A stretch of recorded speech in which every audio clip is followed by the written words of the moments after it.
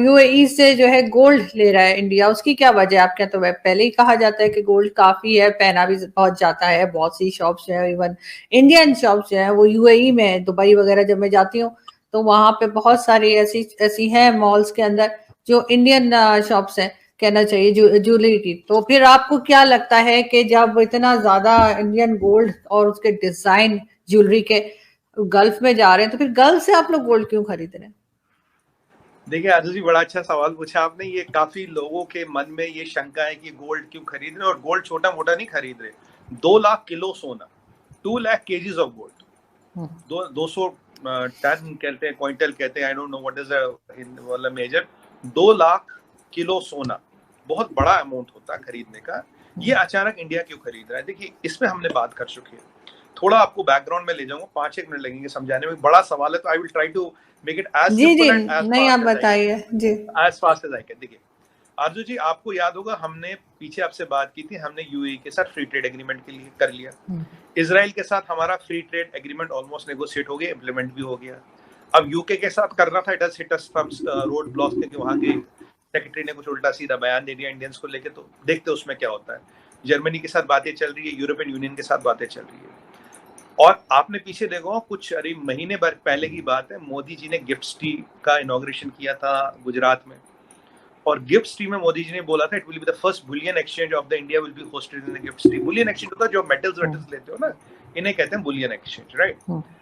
अब हो क्या रहा है? देखिए, दुनिया में अगर आप देखें, अभी दुनिया में बहुत खतरनाक चीज हो रही है। हमने लास्ट टाइम बात की थी नोपेक ओपेक की, तब मैंने आपको बताया था, देखिए अगर नोपेक जो ऑलमोस्ट यूएस लाएगा, उसका आपको, because everything is connected in geopolitics, उसका आपको रिएक्शन मिला। जो बाइडेन ने कहा will punish KSA, kingdom of Saudi Arabia.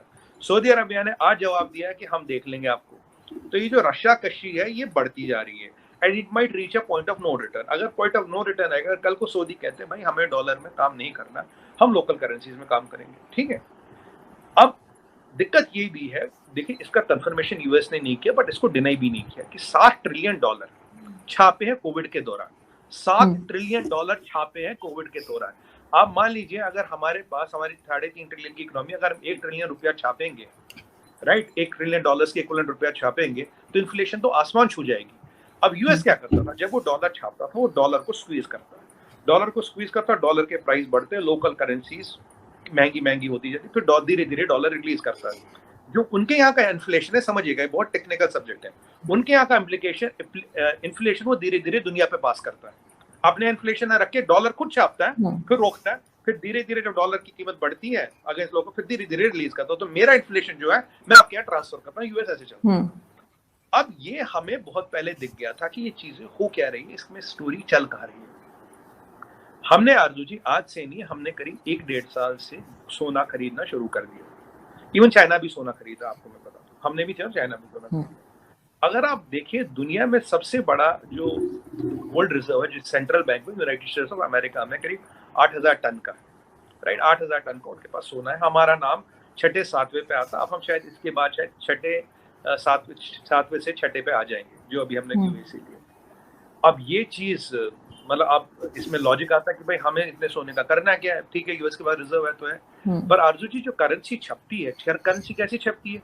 Currency छपती है गोल्ड के अगेंस्ट, राइट। और एग्जैक्टली, बिल्कुल। अगर आपको करेंसी को इंटरनेशनल करना है, तो पहले आपकी इकोनॉमी स्ट्रांग होनी चाहिए, आपकी मिलिट्री स्ट्रांग होनी चाहिए, आप में इकोनॉमिक ग्रोथ होना चाहिए, आप ऑलरेडी इंटरनेशनल करेंसी होनी चाहिए, और आपके पास इतना सोना होना चाहिए। 4-5 क्राइटेरिया। आज रुपये, ईश्वर की कृपा से 24 कंट्रियों में रुपया चल रहा है, 24 कंट्रियों में रुपये चल रहा है। कल हमने एक टाई अप किया एनसीपीएल के साथ, जिसके कारण रुपये कार्ड और ये जो हमारा भीम ऐप है, ये पूरे यूरोप में चलेगा अगले महीने से। तो धीरे धीरे जो रुपये का हमने वो what you call usage, that is going around the whole world. Point number 1. 24 countries were already in.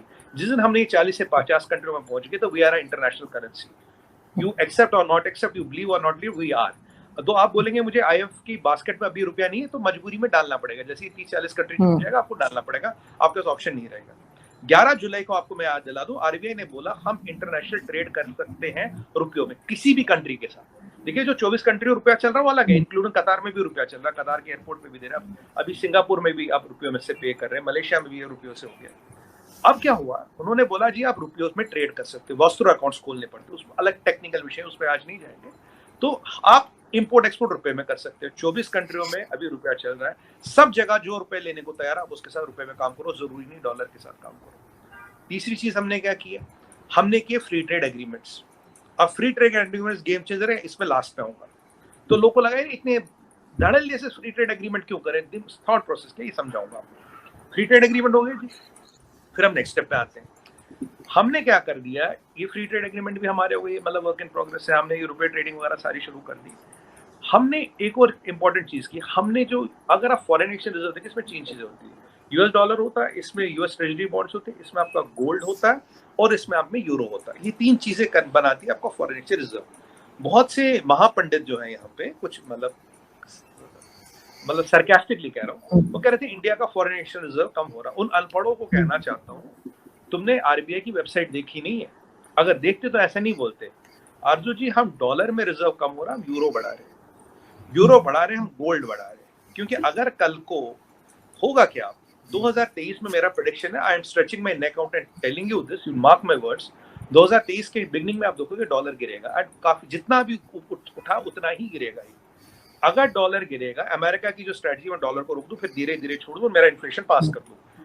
पर दुनिया में क्या रहा, दुनिया में जितनी बड़ी कंट्रीज है, दे आर ऑलरेडी दाएं बाएं अपना रास्ता ढूंढना शुरू कर दिया। एससीओ में क्या बात हुई भाई, लोकल करेंसी में ट्रेडिंग करेंगे, हमने बोला हमारे से लोकल करेंसी में ट्रेडिंग करेंगे, राइट, हम अपना लोकल करेंसी में ट्रेड बढ़ा ही रहे। अगर तब तक, जब तक ये अमेरिका उस गेम प्लान पे आएगा, तब तक डॉलर के टेकर्स ही अगर हट जाए, डॉलर लेने वाले कम हो जाए, डॉलर की जरूरत ही कम हो जाए, क्योंकि लोकल करेंसी इतनी चलेंगी, तो डॉलर का गिरना निश्चित है। चाइना की इस पे नजर है, चाइना क्या कर रहा था, चाइना कह रहा था डिजिटल आरएमबी को वो चलाने की कोशिश कर रहा है, पर युआन अब भी 10 पे उन्होंने मैनेज कर रखा, उसमें ट्रिलियंस ऑफ डॉलर पीछे लगा रखा है उसको 10 पे रखने के लिए। It is artificially manage, it is not organic. ठीक है जी, यहाँ ये कवायद चल रही है। अब हम क्या कर रहे हैं, हमने सोचा भाई अब जो यूएई के साथ फ्री ट्रेड एग्रीमेंट है, जहां भी हो रहा, हम कोशिश कर रहे हैं वहां हम रुपयों में ट्रेड करें। और अभी ये कंफर्म नहीं है, बट मैं आपको बता रहा हूँ, ऑलमोस्ट जो मैंने प्रेस रिलीज देखी ये है 99% संभावना है या 98% संभावना कि ये डीलिंग रुपयों में होगी। अब हमें यूएई को डॉलरों में पैसा नहीं देना। सोना का सोना का गिफ्ट स्ट्रीम है, जहां कस्टम ऑलमोस्ट जीरो है, और वहां से अब ये सोने की कीमतें भी हमारे यहाँ कम होगी, आएगा। सोना कहाँ जाएगा, सेंट्रल बैंक के रिजर्व में जाएगा, एक हमारे करेंसी। और जो हम, अगर हम रुपये को ट्रेड करें, economically, politically, militarily we are a super power in making, आपको रैंकिंग पता है। अगर हमारे पास उतना सोना भी हो गया, तो अगर कोई हमारी करेंसी दुनिया भर में ले गए ग्लोबल बनाने, उसके सोने के रिजर्व आपके पास पीछे चाहिए, तो हम सोने का रिजर्व बना रहे हैं। सोने का रिजर्व किससे ले रहे हैं आज? सोने का रिजर्व ले रहे हैं लोकल करेंसी देके। और आपको एक और चीज बताओ, हमारे अगर आप इंपोर्ट लिस्ट देखिए, 2 बड़ी आइटम है, एक है क्रूड ऑयल और एक है ये आपका सोना। क्रूड ऑयल की व्यवस्था हमने अर्जेंटीना से कर ली। कल हमने एक गाड़ी लॉन्च कर ली जो इथेनॉल पे चलेगी, पेट्रोल इथेनॉल के मिक्स पे चलेगी, 100% इथेनॉल पे भी चल सकती है। ग्रीन हाइड्रोजन पे हमारा काम चालू है। तो 5 साल बाद हमें पेट्रोल न डीजल की जरूरत होगी, नितिन गडकरी जी कहते हैं, मैं नहीं कहता। तो यहाँ हम जो मेन चीज है हमारी, जो इसमें हमारा सबसे ज्यादा पैसा लगता है, हम डिपेंडेंस कम कर रहे हैं। अगर सोना हम रुपयों में खरीदने लगे, जहां से हमारे मतलब बिलियंस ऑफ डॉलर देने पड़ते थे, वो सोना रुपयों में आ जाएगा और सेंट्रल बैंक के रिजर्व डिपॉजिटरी में जाएगा, वहां हमने कम कर लिया। एफडीआई में हम नंबर 1 चल ही रहे, तो 2 चीजों पे काम करें, इनफ्लो बढ़ा रहे और आउटफ्लो डॉलर का घटा रहे। और सोने में आपको एक और स्टोरी बताऊं, आपको, आपने बहुत अच्छा पॉइंट बोला था इंडियन डिजाइन को लेके, इंडियन गहनों को लेके। आरजू जी, ये जो मैंने आपको फिगर बताया, ये केवल सेंट्रल बैंक का है। अगर आप अभी देखें कि इंडिया में सोना कितना है, एज पर एस्टिमेट्स 25,000 टन सोना हमारे घरों में रखा है। 25,000 टन, यूएस में 8,000 टन ही है।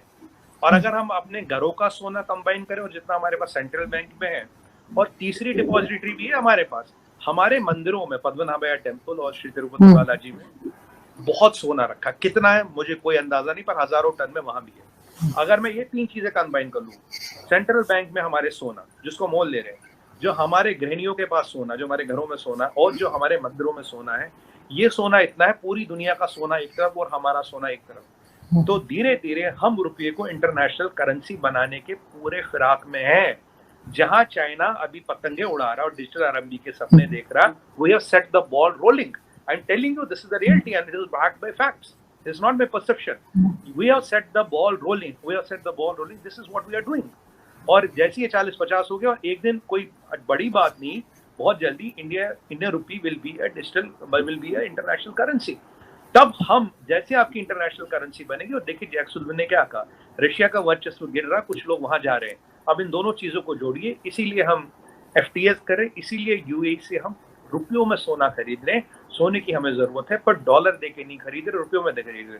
और आरजू जी ये चीज बताओ आपको, अगर हमने पेट्रोल की व्यवस्था कर ली, वैसे पीछे जयशंकर साहब वेनेजुएला गए थे, तो वहां हमने एक टाइप किया जिसमें हमें 40% ड्रिलिंग राइट्स मिले, जितना तेल मिलेगा हमें 40% मिलेगा। अर्जेंटीना में हमने रेयर अर्थ्स के लिए वहां की कंपनी के साथ टाइप कर लिया, जितनी उनकी माइंड से वहां जो भी निकलेगा वो हमें मिलेगा। तो हम दुनिया भर में अपना कार्रवाई करें। जयशंकर साहब पीछे ऑस्ट्रेलिया गए थे, ऑस्ट्रेलिया में क्या मिलता है, आयरन, बॉक्साइड और आपका मिलता है ओपल। नंबर 2 किस में ऑस्ट्रेलिया में, गोल्ड, सिल्वर और अदर रेयर अर्थ मेटल्स में, वो हमें चाहिए ईवीज बनाने के लिए। तो हम अपनी व्यवस्था हर तरफ से कर रहे हैं, पूरा एज पर प्लान कार्रवाई चल रही है, सब कुछ चल रहा है, ईश्वर की कृपा है, सब कुछ प्लान पे चल रहा है। तो अगर हमने सोने को और क्रूड ऑयल को सेटल कर लिया, करीब करीब 1.5 से 200 बिलियन डॉलर का जो फॉरेन एक्सचेंज में बाहर देना पड़ता, तो हमें देना नहीं पड़ेगा। और इथेनॉल अभी 50 रुपए लीटर है यहाँ पे, और गाड़ी आपकी उतनी एवरेज देगी जितनी पेट्रोल या डीजल पे देती है। तो मैं आपको ये गेम चेंजिंग चीजें बता रहा हूँ। तो जो कह रहे हैं ना, जब मैं आपको हमेशा कहता था India is not a developing country, we are a super power in making. These are some facts and figures which you will substantiate with strategy how this is fructifying on the ground and on the international stage. अगर Jack सुल्लिवन को आज ये बोलना पड़ा, इशारा करना पड़ा, तो समझिए डिप्लोमेसी में कोई किसी को फेवर नहीं करता। उन्होंने भी दिल पे पत्थर रख के इशारा किया है और दुनिया को बता दिया है। और जो लोग ये खुश हो रहे थे भाई इंडिया की यूएस से तन गई है, रिलेशन खत्म हो गई, हमने गेम बजा दिया इंडिया का, हमने ये कर दिया, हमने वो कर दिया, आज उनको बर्नॉल की बहुत जरूरत पड़ेगी। कोई बात नहीं, हम भिजवा देंगे, हमारे बर्नॉल बहुत बढ़िया।